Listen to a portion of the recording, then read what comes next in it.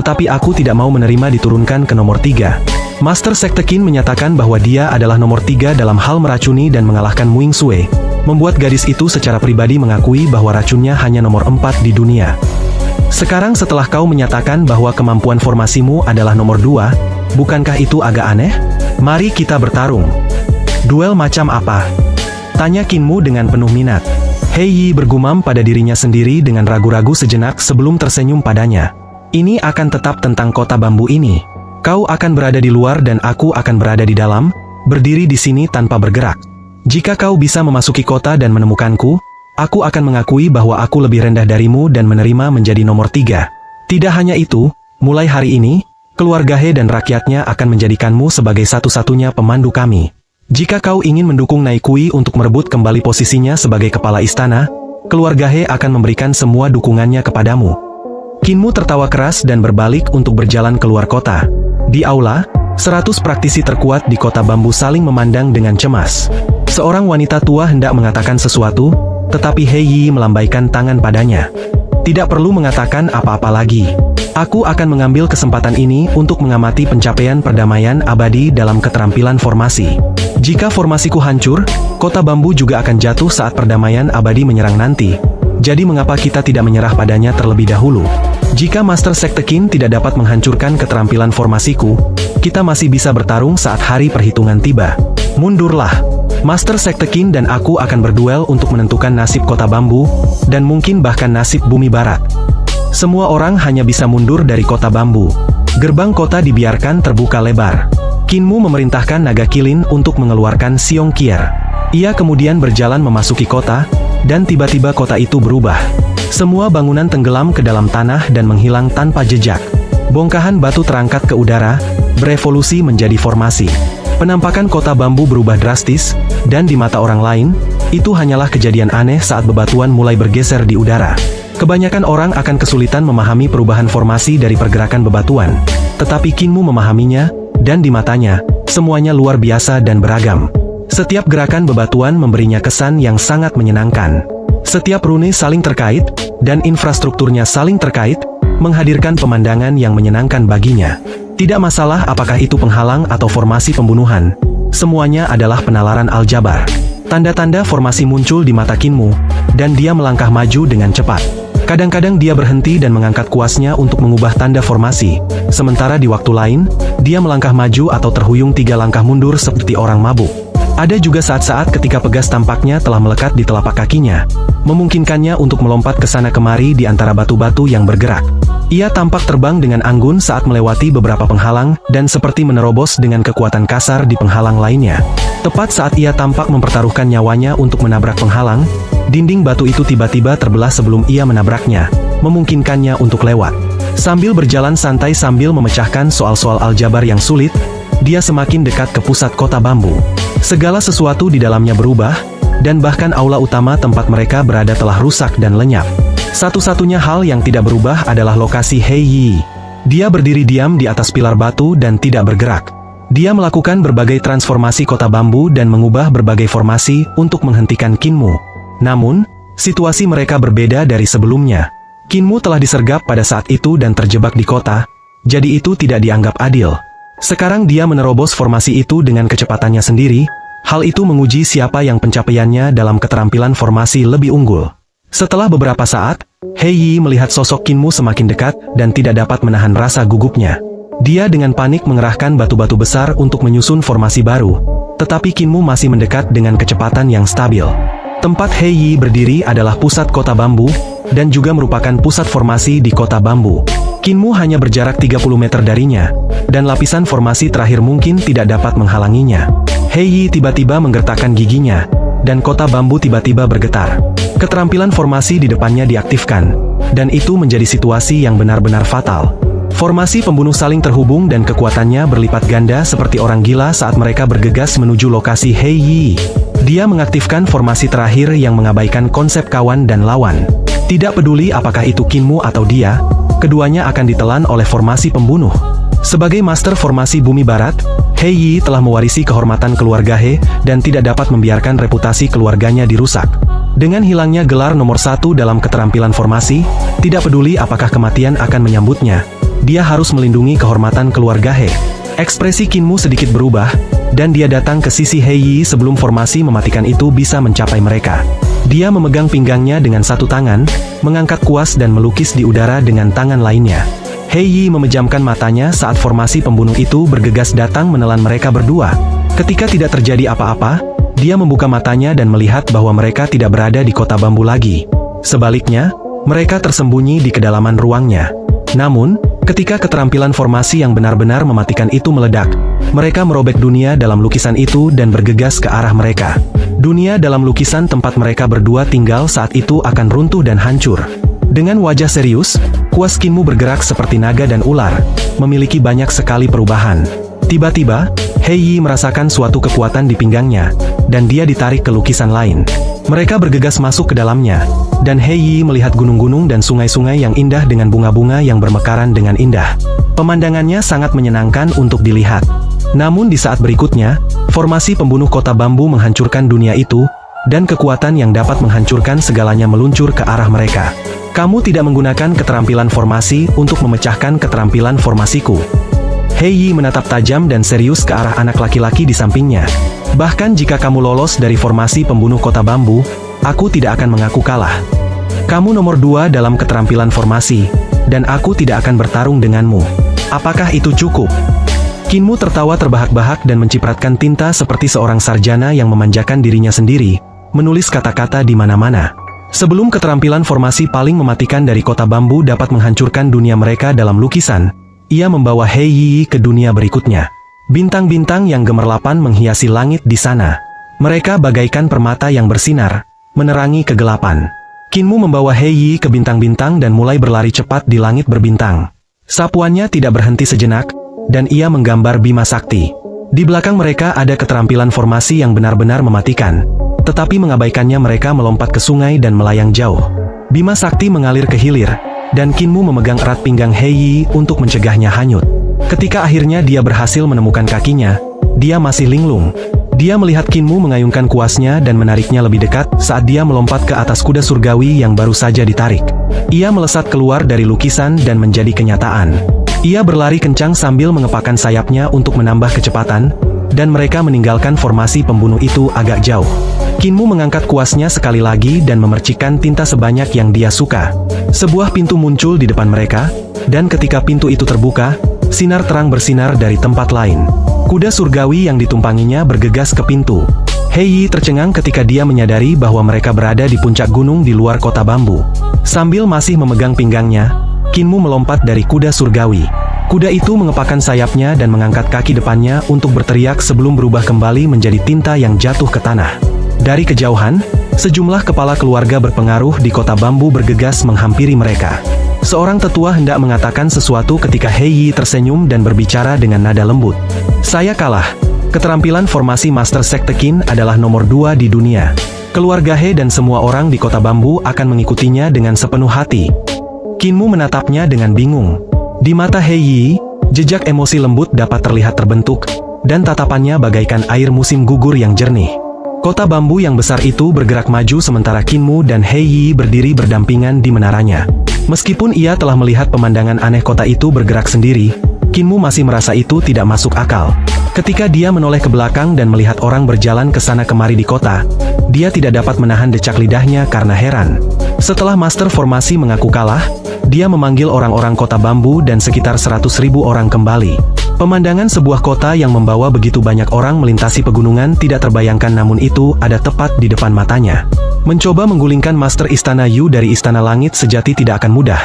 Selain keluarga Heku, kita juga membutuhkan dukungan dari keluarga-keluarga berpengaruh lainnya. Di bumi barat, keluarga Xiong dan Yu adalah dua keluarga yang paling berpengaruh, dan kemampuan mereka juga yang terkuat. Namun, keluarga Xiong telah jatuh dan posisi mereka sebagai Master Istana Langit sejati direbut oleh keluarga Yu. Namun, masih ada keluargamu dari Master Racun Muing Sui, keluarga Luo dari Master Pedang Luo Yinyu, keluarga Fang, keluarga Liu, keluarga Gong, keluarga Si, keluarga Fu, totalnya ada 10 keluarga berpengaruh. Selain itu, ada juga keluarga berpengaruh seperti Geke, Mao Qi, Kaasiang Ka, yang kemampuannya juga tidak lemah. Kinmu merenungkannya sebelum bertanya, mengapa keluarga Xiong mewarisi posisi Master Istana Langit sejati? Apakah keluarga berpengaruh lainnya juga memiliki hak ini? Keluarga Xiong dapat mewarisi posisi Master Istana Langit Sejati karena nama keluarga Master Istana Langit Sejati generasi pertama adalah Xiong. Meskipun ada situasi di mana nama keluarga lain telah menjadi Master Istana, keluarga Xiong akan tetap kembali ke posisi Master Istana tidak lama setelah itu. Gadis itu menatap Xiong Qier yang berada di samping Qinmu. Konon, leluhur keluarga Xiong mendapat dukungan dari dewa sehingga mereka bisa selalu menduduki kursi Master Istana. Namun, kali ini berbeda. Konon, dewa tidak puas dengan Nai Kui, jadi keluarga Yu dihubungi, dan itulah sebabnya mereka bisa dengan mudah menggulingkan keluarga Xiong. Dewa? Mungkinkah dia pemilik patung dewa kayu yang kutemui di padang pasir yang menyala-nyala itu? Qinmu masih agak bingung, jadi dia bertanya. Karena dewa ini selalu mendukung keluarga Xiong, mengapa dia tiba-tiba berubah menjadi keluarga Yu? Itu pasti karena Bagou, asal-usul Bagou tidak biasa, dan rumor mengatakan bahwa dia adalah seorang praktisi kuat yang turun dari alam atas. Dipercayai bahwa dialah yang membawa keluarga Yu untuk berhubungan dengan dewa itu. Bagou. Qinmu berkedip. Bagou adalah sebutan hormat seperti Nai Kui. Yang terakhir adalah ibu dari sang putri sementara Bagou adalah ayah dari sang putri. Namun, menurut pemahamannya, meskipun putri dari Istana Langit Sejati adalah Xiong Qier, ayahnya telah tewas dalam pertempuran, jadi Bagou yang disebutkannya hanya bisa menjadi suami dari kepala Istana Langit Sejati keluarga Yu. Akan tetapi, Master Istana Langit Sejati tidak melahirkan seorang putri pun, jadi tidak pantas memanggilnya Bagou. Bagou ini membutuhkan posisi yang luar biasa untuk dapat menghubungi dewa itu. Dia sangat misterius dan rumor mengatakan bahwa dia datang dari batas atas dan merupakan tamu dari surga tinggi. Dia telah bersama dengan Master Istana Langit Sejati dan dikatakan bahwa dia sudah mengandung seorang anak. Bagou menyebarkan berita bahwa anak di dalam dirinya pastilah seorang gadis yang merupakan putri dari Istana Langit Sejati. Melahirkan seorang anak perempuan akan mengamankan posisi Master Istana Langit Sejati, yang merupakan aturan yang belum pernah didengar Qinmu sebelumnya. Namun, Bumi Barat menghormati wanita dan adat istiadat sosial mereka sangat berbeda dari perdamaian abadi. Lagi pula, selama seseorang mengembangkan mata dewa, tidaklah sulit untuk melihat apakah anak yang belum lahir itu laki-laki atau perempuan. Karena Bagou telah memastikan bahwa anak dalam kandungan Tuan Istana Langit Sejati adalah seorang perempuan, maka tebakannya tidak akan salah. Tuan Istana Langit Sejati pasti akan melahirkan seorang putri kecil dan duduk dengan kokoh di kursinya. Siapa nama belakang Bagou ini? Nama belakangnya adalah Yu. Qinmu tercengang. Dia juga Yu? Apa hubungannya dengan keluarga Yu? Hei Yi tersenyum, tetapi ekspresinya kurang hangat. Kita semua juga ingin tahu apa hubungan Bagou dengan keluarga Yu. Ada banyak rumor di Bumi Barat. Ada yang mengatakan Bagou adalah leluhur keluarga Yu, yang lain mengatakan dia adalah putra penguasa langit surga tinggi dan keluarga Yu juga berasal dari sana. Ada banyak rumor, tetapi kebenarannya sulit dipahami. Qinmu menatapnya dengan ekspresi aneh. Ada yang bilang kalau Xiong Xiu kurang berbakat dan tidak cukup kuat untuk menjadi penguasa yang baik hati, sehingga jabatannya sebagai kepala istana direbut oleh keluarga Yu. Namun di mataku, meskipun kepala istana Xiong benar-benar kurang berbakat, dalang sebenarnya di balik semua ini tetaplah Bagou ini. Qinmu mengangguk. Xiong Qier berada tepat di sampingnya, tetapi dia tidak punya pilihan selain mengakui bahwa apa yang dikatakan Hei Yi memang benar. Tidak peduli apakah itu kemampuan atau rencana, ibunya tidak seperti yang seharusnya dilakukan oleh seorang penguasa Tanah Suci. Dia tidak mengalami banyak peperangan berdarah dan intrik sebelum naik ke posisi kepala istana di usia muda. Jadi wajar saja jika dia tidak bisa bertarung melawan keluarga Yu dan Bagou. Meskipun Qinmu juga telah naik ke posisi Master Sekte Iblis Surgawi di usia muda, orang-orang yang telah mengajarinya adalah 9 tetua dari desa lansia cacat. Sejak dia masih muda, dia telah diajari segala macam rencana licik dan tipu daya, membuatnya jahat dan licik. Namun, 9 tetua masih menganggapnya terlalu jujur. Berkat semua ajaran itu, Qinmu mampu duduk dengan kokoh di posisi pemimpin sekte, dan semua orang di desa menerimanya dengan sepenuh hati. Kota bambu melesat di antara pegunungan dan hutan belantara, menuju ke arah barat. Namun, kota itu tidak langsung menuju Istana Langit Sejati. Mereka akan pergi ke tanah leluhur keluarga He, lembah Sungai Pedang, tempat kantor pusat mereka berada. Sebagai keluarga yang berpengaruh, keluarga He memiliki kekuatan mereka sendiri. Meskipun kekuatannya tidak sebagus keluarga Yu atau Xiong, itu tetap merupakan kekuatan yang tidak bisa diremehkan. Setelah kota bambu berlari cepat selama setengah hari, mereka akhirnya tiba di lembah Sungai Pedang saat matahari hampir terbenam. Qinmu melihat ke kejauhan dan melihat sungai besar membentang lurus ke depan seperti pedang. Di gagangnya, Sebuah kota dibangun. Ada gunung di dua sisi sementara tembok disusun di sepanjang Sungai Pedang untuk melindungi dua sisi lainnya. Kota itu sangat menarik dan menakjubkan bagi Kinmu. Ketika kota bambu sampai di sana, sebuah gunung besar berdiri tegak memperlihatkan jalan setapak. Sebuah jembatan panjang yang terbuat dari batu juga menjulang dari dasar sungai. Dan raksasa-raksasa batu itu membungkuk agar kota bambu dapat melangkah di punggung mereka untuk menyeberangi Sungai Pedang. Sungguh menakjubkan. Dunia bumi barat benar-benar tempat yang penuh dengan imajinasi yang menakjubkan. Kinmu tidak dapat menahan diri untuk tidak berseru kagum. Tatapan mata Hei Yi bagaikan air musim gugur yang jernih saat dia tersenyum lembut. Jika Master Sekte Qin menyukai tempat ini, kamu tidak perlu kembali. Kamu bisa selalu tinggal di sini, dan aku akan menemanimu dalam wisata yang indah untuk mengunjungi semua keajaiban dunia. Kinmu sangat gembira. Jika ada wanita cantik seperti dirimu yang menemaniku, betapa menyenangkannya itu. Namun, aku memiliki terlalu banyak urusan duniawi yang membebaniku. Setelah menyelesaikan masalah dengan bumi barat, aku harus menyerang surga tinggi untuk menyingkirkan bahaya di masa depan ini. Selain itu, masih banyak hal yang harus dilakukan di kedamaian abadi. Mengapa kita tidak melakukan ini? Setelah bermain di bumi barat selama beberapa waktu, mengapa kamu tidak ikut denganku ke perdamaian abadi dan aku akan mengajakmu berkeliling di sana, untuk melihat hal-hal luar binasa di perdamaian abadi. Kamu mungkin akan jatuh cinta padanya. Ekspresi Hei Yi menunjukkan ketertarikan, tetapi dia menggelengkan kepalanya. Saya khawatir itu tidak mungkin. Keluarga He masih membutuhkan saya. Saya tidak bisa meninggalkan mereka.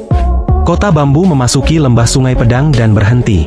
Pada saat itu, lampu-lampu di semua kota dan desa di lembah Sungai Pedang bersinar terang dan tampak sangat indah. Bahkan gunung-gunung dan sungai pun menyala. Ayo kita pergi ke aula utama istana. Sebuah batu besar melayang ke kaki Hei Yi dan mengangkat mereka bertiga untuk dibawa ke aula utama istana. Kepala keluarga Heku akan segera datang berkunjung, dan aku perlu bersiap. Tidak lama setelah itu, banyak petinggi keluarga He datang.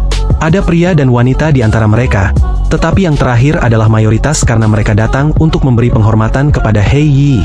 Dia mengundang banyak petinggi keluarga yang berpengaruh untuk duduk sementara Kinmu menemaninya. Semuanya, ini adalah Master Sekte Qin dari Sekte Iblis Surgawi, Tanah Suci Kekaisaran Perdamaian Abadi di Bumi Tengah. Semua orang di aula menjadi gempar, dan seorang wanita tua memujinya dengan suara gemetar. Master Formasi benar-benar luar biasa, telah mengalahkan guru Sekte Iblis ini. Sekarang kita dapat meminta hadiah dari Istana Langit Sejati. Minta hadiah? Hei Yi tertawa terbahak-bahak dan menggelengkan kepalanya. Kepala Istana Yu hanyalah seorang pelacur kecil yang merencanakan dan merebut tahta. Jadi apakah dia layak untuk mengalahkan pemimpin Sekte Qin?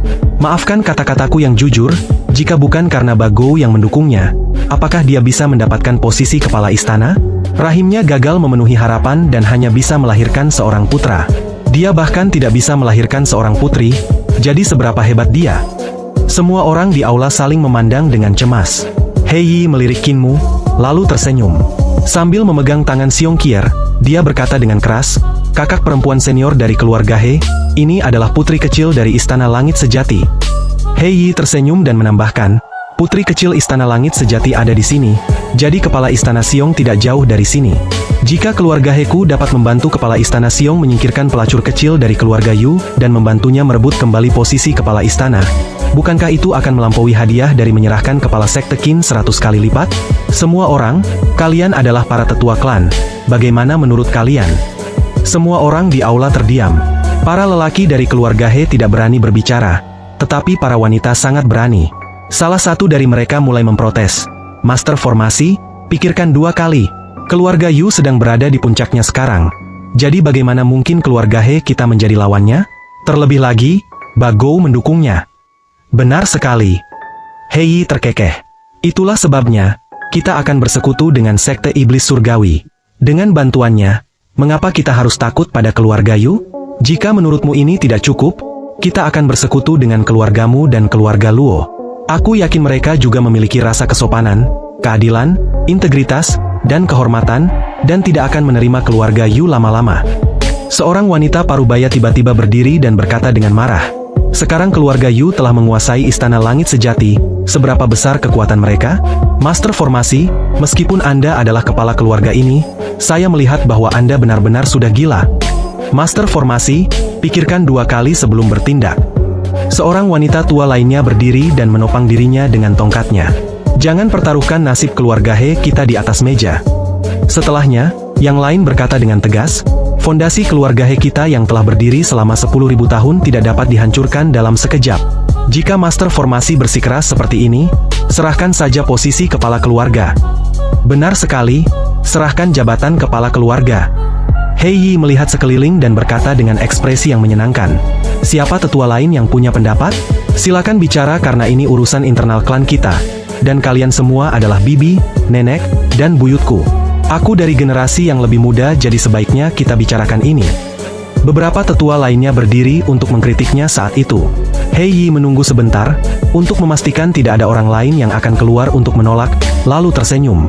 Sepertinya semua orang sudah lupa bagaimana aku menjadi Master Formasi, kepala keluarga ini. Wajah semua orang yang berdiri berubah. Sebelum mereka sempat keluar dari aula utama, sangkar-sangkar muncul dari tanah kota bambu, menangkap semua orang yang menentang Hei Yi. Sangkar-sangkar itu kemudian terbenam kembali ke dalam tanah. Hei Yi menepuk tangannya dan tersenyum. Setelah aku menyingkirkan keluarga Yu, aku akan membiarkan kalian semua keluar. Apakah para tetua lainnya punya pendapat? Semua orang di aula berdiri dan membungkuk sambil berkata serempak. Kami akan menjadikan Master Formasi sebagai satu-satunya pemandu kami.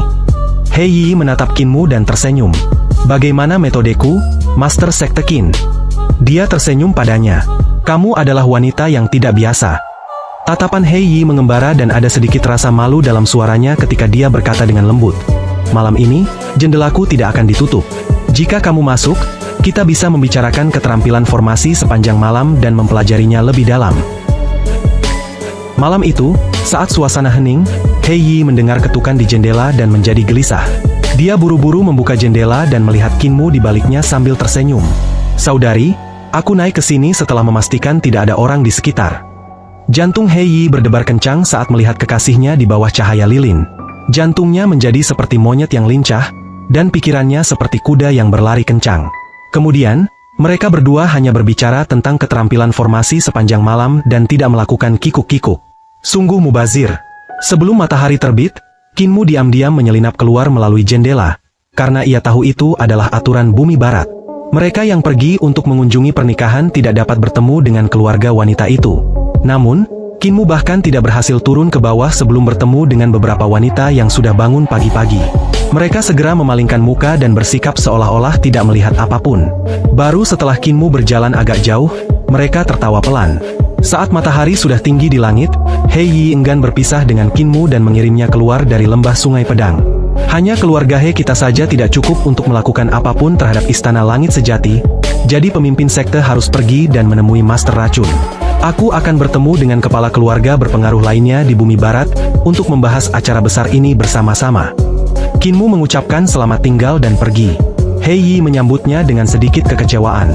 Seorang gadis di sampingnya tertawa pelan. Apakah kakak melakukan itu dengan kakak ipar Qin? Banyak orang melihatnya memanjat melalui jendela dan beberapa juga melihatnya menuruni tangga di pagi hari.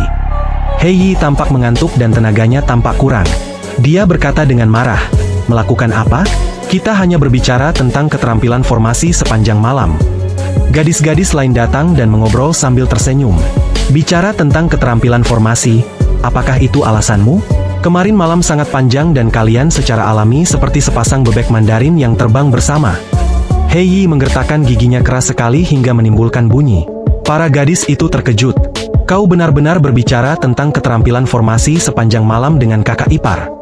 Hei Yi menatap mereka tanpa daya. Dia begitu bersemangat, jadi apa yang bisa kulakukan? Memaksanya? Apakah keluarga He masih menginginkan muka? Jika aku benar-benar menggunakan kekerasan, bukankah kita akan menghancurkan seluruh tempat ini dengan pertarungan kita dan menghancurkan kota bambu ini? Saya hanya bisa berbicara dengannya sepanjang malam tentang keterampilan formasi. Tetapi untungnya pengetahuan dan pengalamannya sangat luar biasa. Kami tenggelam dalam eksplorasi keterampilan formasi sampai-sampai saya lupa menunjukkan rasa sayang dan berpikir bahwa malam itu terlalu singkat. Memikirkannya sekarang, saya merasa kami bisa melakukan sesuatu terlebih dahulu sebelum menjelajahi jalur formasi dan bertukar petunjuk. Gadis-gadis itu saling memandang dengan cemas. Seorang pria dan seorang wanita menghabiskan malam di satu kamar dan mereka benar-benar hanya membicarakan keterampilan formasi sepanjang malam. Benar-benar mengerikan. Lalu mengapa kakak membiarkan kakak ipar Qin pergi mencari master racun, si wanita jalang kecil itu? Seorang gadis bertanya dengan berani. Jika Mu Yingsue tidak bersikap pendiam seperti kakak dan merebut kakak ipar, apa yang akan kamu lakukan? Hei Yi mencibirnya. Kecuali si jalang Mu Yingsue menggunakan kekerasan, semua orang bisa melupakan tentang memanfaatkannya. Sejak Mu Yingsue kalah darinya, dia tidak bisa melupakannya dan perasaan asmaranya terus bergejolak.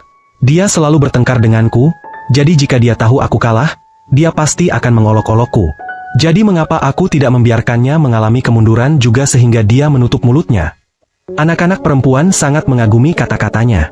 Qinmu membawa Xiong Qier ke punggung naga kilin, dan mereka menuju ke kota Gunung Guntur tempat tinggal ahli racun. Mu Yingsue, kakak, apakah kita tidak akan pergi ke Istana Langit Sejati? Xiong Qier bertanya dengan rasa ingin tahu. Aku berencana untuk pergi ke sana, tetapi sejauh ini belum ada berita tentang guru kekaisaran dan ibumu. Aku curiga, sudut mata Qinmu berkedut dan dia mencibir. Guru kekaisaran, si tua penipu itu, tidak menunjukkan wajahnya dari awal hingga akhir, dan sekarang aku tahu apa yang ingin dia lakukan. Dia pasti menungguku untuk membuat keributan besar dan menarik perhatian kekuatan utama Istana Langit Sejati. Maka dia akan meraih kemenangan di tengah kekacauan. Si tua penipu itu, aku tahu ada yang salah dengan dirinya yang datang ke Akademi Suci Surgawi untuk mengundang ibumu ke bumi barat sebelum memintaku untuk bergabung juga. Dia mengangkat kepalanya dan mengamati sekelilingnya. Ada beberapa awan putih yang mengikuti mereka di langit, dan dia segera berkata kepada naga kilin. Naga gendut, kita diawasi lagi. Naga kilin ketakutan dan segera mulai berlari lebih cepat. Kecepatan awan putih juga tiba-tiba meningkat. Tetapi setelah beberapa saat, naga kilin meninggalkan mereka dalam debu. Qinmu menyadari bahwa bukan hanya awan putih yang mengejar mereka, bahkan air sungai pedang tiba-tiba mengalir terbalik. Ombak bergerak seperti naga, tetapi mereka tetap tidak dapat mengejarnya. Qinmu menatapnya dengan heran. Para praktisi seni dewa mungkin adalah praktisi kuat dari Istana Langit Sejati. Metode pelacakannya memang tak tertandingi, dan jika mereka terlihat, akan sulit bagi mereka untuk menyingkirkannya. Namun, bagaimana mungkin guru kekaisaran, si penipu tua itu, tahu bahwa ia akan menarik banyak perhatian setelah memasuki bumi barat, bahkan menarik pasukan Istana Langit Sejati? Dia jelas orang yang sangat rendah hati dan tahu tempatnya. Jadi bagaimana si penipu itu bisa tahu kalau dia akan menjadi target terbesar Istana Langit Sejati? Guru kekaisaran adalah seekor rubah tua. Qinmu memandang Xiong Qier dan langsung tahu siapa target sebenarnya. Berdasarkan pemahaman yang diperolehnya dalam beberapa hari terakhir, bumi barat sangat mementingkan putri kecil itu, dan Istana Langit Sejati perlu memiliki seseorang untuk duduk dengan kokoh di kursinya. Karena Qinmu membawa Xiong Qier, sang putri kecil, bersamanya, bagaimana mungkin itu tidak menjadikannya target terbesar? Xiong Xiu tidak perlu dikhawatirkan selama Xiong Qier adalah target dari Master Istana Langit Sejati. Di masa lalu, target yang dikejar Yu Bochuan bukanlah Xiong Xiu, tetapi Xiong Qier. Qinmu masih ingat mengapa dia menyelamatkan Xiong Xiu dan putrinya. Itu karena ketika dia melihat Yu Bochuan menindas seorang gadis berusia 4 hingga 5 tahun seperti Xiong Qier, dia benar-benar tidak tega melihatnya dan mempertaruhkan nyawanya untuk menyelamatkan mereka. Tetapi ketika dia memikirkannya sekarang, Yu Bochuan ingin membunuh Xiong Qier bukan tanpa alasan. Mengapa Istana Langit Sejati memberi perhatian sedemikian rupa kepada putri kecil? Dia tidak dapat menahan rasa bingungnya dan berjongkok. Dia meraih bahu Xiong Qier dan membaliknya beberapa kali, tetapi dia tidak melihat sesuatu yang istimewa tentangnya. Hal ini membuatnya semakin bingung. Nai Kui adalah Master Istana Langit Sejati, dan arti gelar tersebut adalah Ibu Sang Putri, sedangkan ayahnya disebut Bagou. Kedua nama ini berasal dari putri kecil, yang menunjukkan betapa tingginya Istana Langit Sejati menghargai putri kecil tersebut. Pasti ada alasan untuk itu. Xiong Qier menatapnya dengan mata besarnya yang berkedip polos. Dia tidak terlihat memiliki kemampuan khusus. Tiba-tiba, Qinmu fokus pada ransel kecilnya dan tertegun sejenak. Xiong Qier selalu membawanya, dari Akademi Suci Surgawi sampai ke sini. Dia selalu mengira ransel itu berisi pakaiannya dan tidak memedulikannya. Sekarang dia penasaran dengan ransel kecil itu. Qier, apa isi tas ranselmu itu? Xiong Qier menurunkannya dan membukanya, menyebabkan cahaya hijau menghujani wajah Qinmu. Dia mendesah. Seperti yang diharapkan. Guru kekaisaran, si penipu tua itu. Manik naga hijau tergeletak dengan tenang di dalam tas ransel gadis itu. Manik itu berwarna hijau seperti batu giok, berkilau, dan bening. Jiwa naga berenang dengan lembut di dalamnya. Ketika Qinmu meraih manik naga, jiwa naga itu memandangnya dengan jijik.